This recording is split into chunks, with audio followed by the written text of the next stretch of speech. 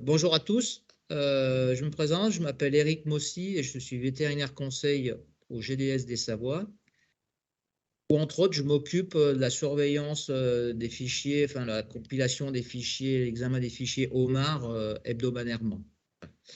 Alors, ces fichiers, on les reçoit nous les lundis matins et c'est un fichier qui nous répertorie les mortalités, les remontées des carissages en intra-département.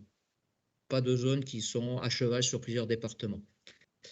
Alors, le premier fichier que je regarde, c'est les alertes hebdomadaires. Donc, c'est les alertes qui sont positionnées sur la carte du département.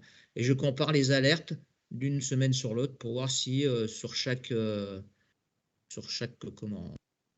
zone, ça a plutôt tendance à augmenter ou si ça a plutôt tendance à diminuer. Puis je regarde aussi le nombre total de zones qui sont impactées et pour voir un petit peu quelle est la surface du département qui a des problèmes de mortalité excessive. Après, par zone, je regarde un petit peu les mortalités, le nombre de morts surtout et leur répartition par classe d'âge et les morts en excès. Sachant qu'on verra que dans un deuxième fichier Excel, c'est des choses qu'on retrouve. Donc après, je regarde le deuxième fichier qui est les alertes en données individuelles, fichier dans lequel on retrouve beaucoup plus de détails. Donc, je regarde déjà le détail par zone pour voir comment ont été calculées les alertes et voir lesquelles zones qui sont les plus impactées.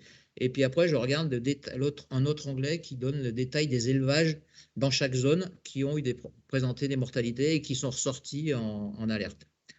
Alors, je regarde par zone et puis je regarde aussi après tous les cheptels, même s'ils ne sont pas dans les zones spécialement identifiées les plus grosses alertes. Je regarde tous les cheptels qui sont impactés. Puis je regarde essentiellement le nombre d'enlèvements qu'il y a eu dans la semaine, surtout par rapport à la semaine de l'année N-1, la même semaine. Ça me donne un peu un comparatif, sachant qu'on n'a quand même pas trop de décalage sur la vie de l'exploitation d'une année sur l'autre, pour voir si par rapport à l'année précédente, il n'y a pas quand même quelque chose qui est vraiment trop criant pour ne pas aller regarder. Je regarde aussi en même temps la taille de l'élevage, parce que si j'ai une mortalité de quelques animaux sur un très gros cheptel, ça va moins me mettre la puce à l'oreille que si c'est le même nombre d'animaux sur un cheptel de moitié moins grand, voire un quart de celui-là. Je regarde un petit peu le pourcentage. Et en même temps, je regarde la catégorie du cheptel, parce que nous, c'est essentiellement des laitiers naisseurs, mais on a aussi des engraisseurs. Les engraisseurs, ça m'inquiète un peu moins, mais enfin bon, on les prend quand même pas de côté. Donc ensuite, je regarde aussi si il y a le nombre de morts sur cette semaine. Je regarde les détails de l'élevage que je trouve en excès par rapport à l'année précédente sur les semaines -1, -2, -3.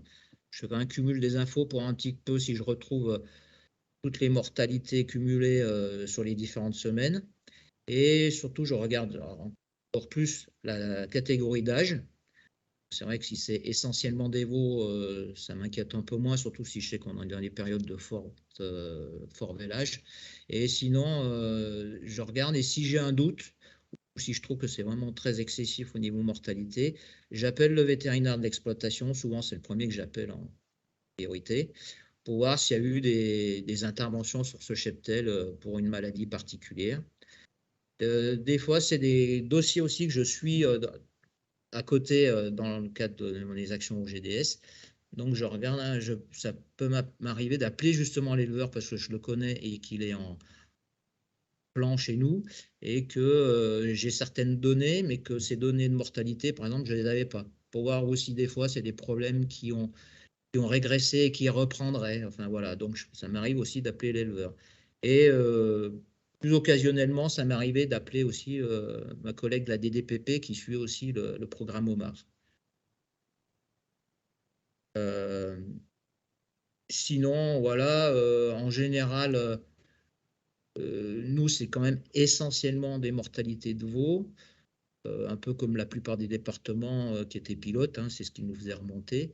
Mais de temps en temps, ça me permet quand même d'identifier sur d'autres mortalités, donc, je vous dis, des dossiers qui sont déjà en cours ou des dossiers à ouvrir. Ça m'est arrivé justement d'ouvrir certains plans ou certaines plan coup dur sur des mortalités que j'avais détectées au niveau des dossiers OMAR. J'ai vu aussi comme ça, par exemple, identifier les mortalités liées à l'ingestion de foin qui était chargé en morceaux de barbelé, enfin des choses comme ça. Les investigations débouchent des fois sur des choses assez étonnantes, mais c'est quand même assez intéressant. Alors par contre, pour l'instant, on n'a pas vu de maladies émergentes qui se seraient répandues sur le département, mais c'est pour ça que le premier dossier là où le premier fichier avec le département, c'est important de le regarder. Ça permet de voir un petit peu la progression des alertes sur le département et voir si c'est quelque chose qui s'étend autre que la mortalité veau, parce que c'est vrai qu'on a la mortalité veau, mais si c'était un autre problème, ça serait une façon de le voir évoluer sur le département. Voilà comment moi j'utilise ces fichiers OMAR que je reçois hebdomadairement.